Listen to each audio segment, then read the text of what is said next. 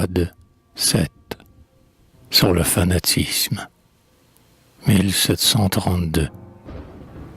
Charmante et sublime Émilie, amante de la vérité, ta solide philosophie t'a prouvé la divinité.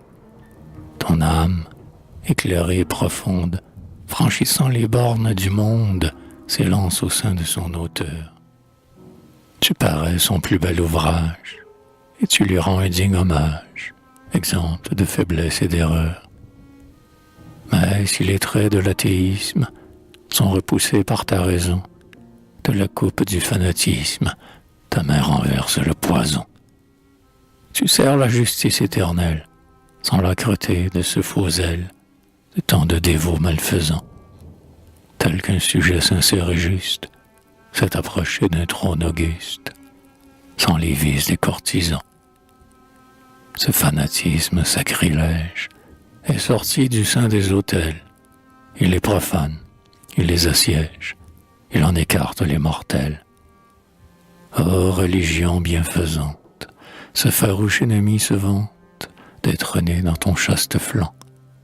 Mère tendre, mère adorable, croirait-on qu'un fils si coupable ait été formé de ton sang? On a vu souvent des athées, estimables dans leur erreur, leur opinion infectée n'avait point corrompu leur mœurs. Spinoza fut toujours fidèle à la loi pure et naturelle du Dieu qu'il avait combattu.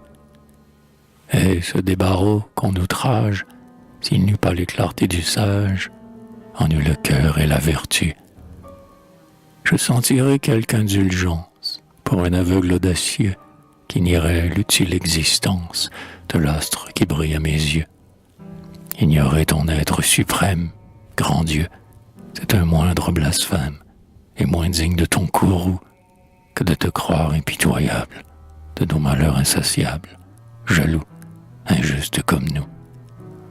Lorsqu'un dévot atrabilaire, nourri de superstition, a, par cette affreuse chimère, corrompu sa religion, le voilà stupide et farouche, le fiel découle de sa bouche, le fanatisme arme son bras.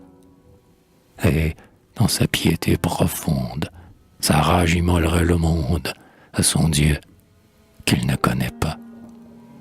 Ce Sénat proscrit dans la France cette infâme inquisition, ce tribunal où l'ignorance traîna si souvent la raison.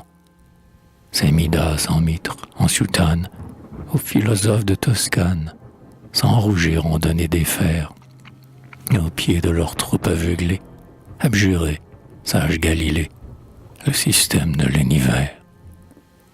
Écoutez ce signal terrible qu'on vient de donner dans Paris. Regardez ce carnage horrible.